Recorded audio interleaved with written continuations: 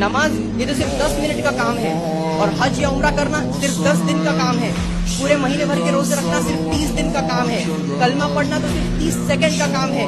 ज़कात देना है तो बस 2 मिनट का काम है। जेब में हाथ डाला निकाल कर दे दिया, बस चंद मिनट और चंद घंटों का काम है। 24 घंटे का इस्लाम क्या है?